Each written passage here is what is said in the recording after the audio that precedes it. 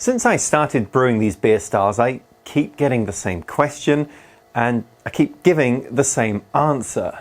IPA's next. No. No. But it all changes today because it is IPA Day, specifically English IPA. And in the course of brewing that up, I'm also going to talk about 2 modifications I'm making to my brewery, which I hope will solve a couple of problems.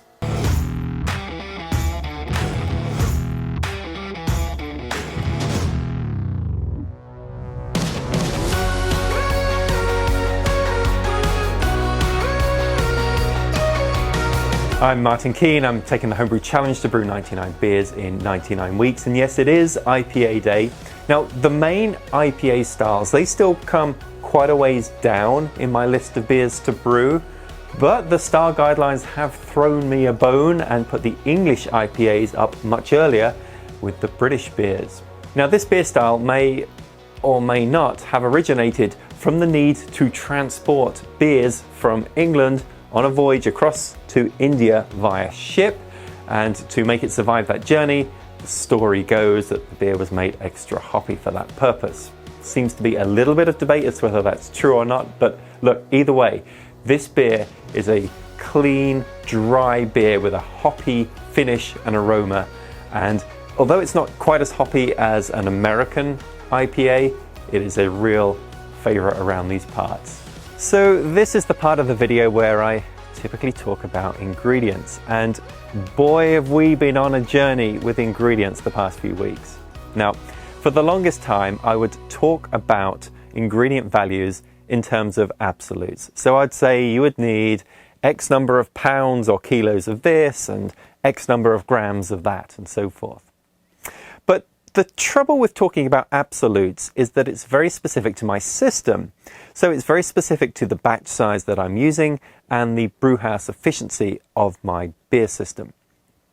So then I switched to talking about percentages. So I'd say, oh, for this beer you need 87% of this grain and 4% of that grain and so forth. And I did that for a few weeks and then switched back last week to talking about absolutes again.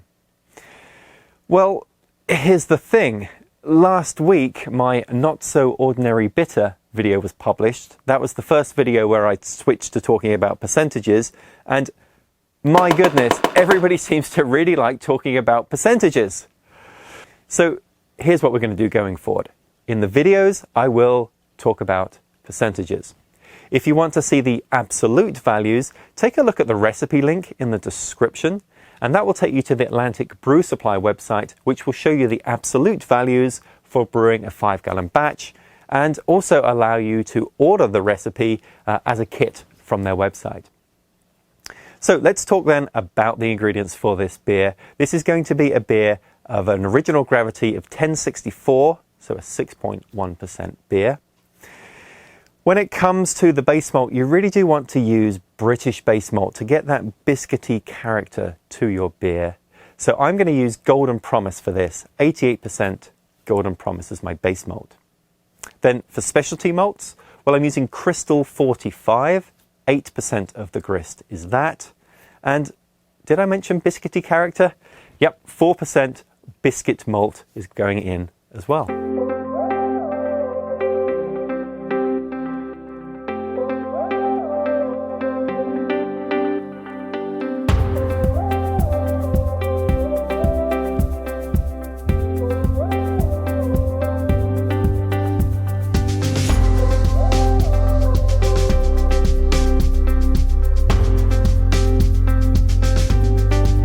So let's talk then about solving some of the problems I'm having in my brewery, and the first one relates to this pulley. Now, I use this pulley to lift up the grain basket when I have completed my mash, and my buddy Alex has been watching these videos, and after every one likes to remind me that I am using this pulley upside down. Specifically, when I mount this guy on, this end is mounted up to the ceiling, and then this end is the end that I pull on. And right now, when I want to raise this thing up, I have to pull upwards to raise the pulley. Alex tells me that you should actually be pulling downwards to raise the pulley because it's going to be a lot easier. Now, clearly I have this thing upside down, but the issue is that there is a little lever here, a little lever that I need to pull to reverse direction. So when I want to pull this thing back down, I need to pull that, and then I can reset the pulley. And if this is right on top of the ceiling, then I can't reach it. So I have a solution for that. That is a chain. So this chain is going to mount here with this carabiner to my little mount on the ceiling, hang down, and then the theory goes that I will then connect this guy to the bottom of the chain, and I should now be able to both reach this little mechanism and also pull down instead of pulling up. Let's give it a go.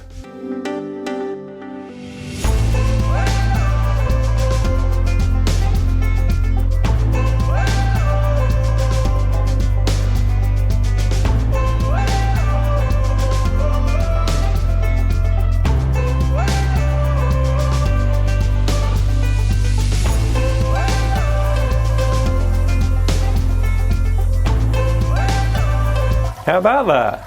Yes, this is an IPA, so the IBU are a little bit higher than beers I've been brewing recently. Going for an IBU of 55. I'm going to get there primarily through my bittering hop, which is Target. I am adding this in at 60 minutes, looking to get an IBU of 40 from that.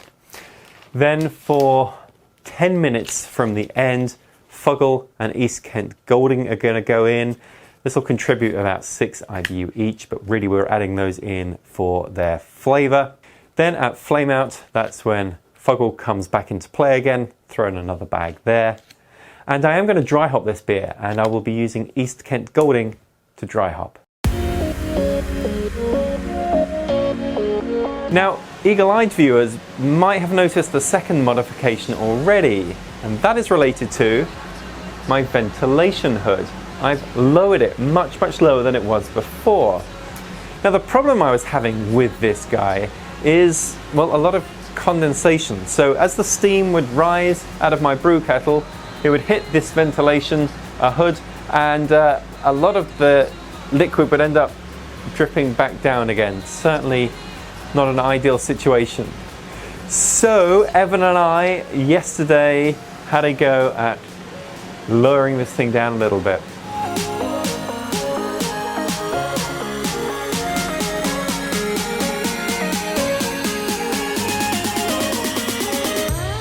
As to the strength of this thing, I actually don't remember. I bought this thing off eBay years ago, so it's just possible that there's not enough suction out of this thing. But I do think that lowering the distance between the ventilation hood and the source of the steam probably should help. Now we did lower this thing as low as the supports would allow, so I can't really get any closer than this. Have only been boiling for 15 minutes now, and what I would normally see is when I take these grills off, a ton of water would come out. So let's give that a try now.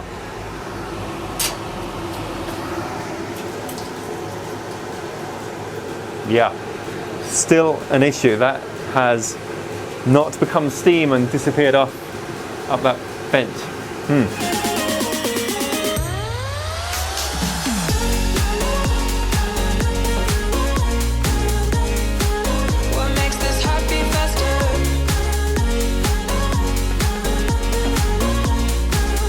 The yeast for this beer, that is Wyeast 1099 Whitbread Ale. Going to add that now.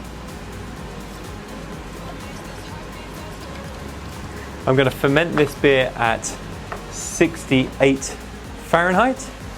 And as for the modifications I made to the brewery, well, the pulley worked pretty damn well. That was much easier pulling down. Thank you, Alex. The ventilation hood, though, still dripping.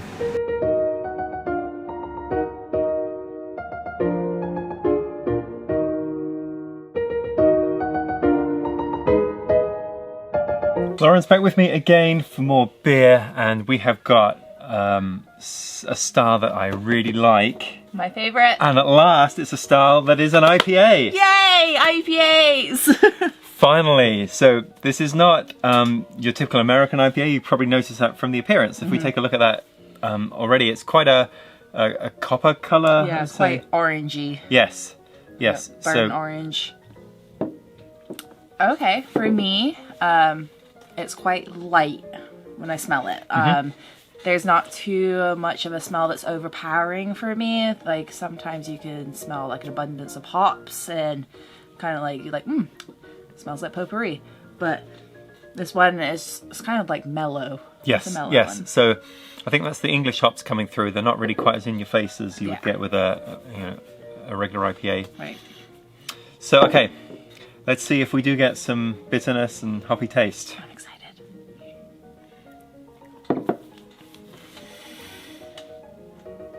You go first. For me, this is like, I wish this style had come sooner because I really enjoy this style of beer, and I would just have this on tap all the time.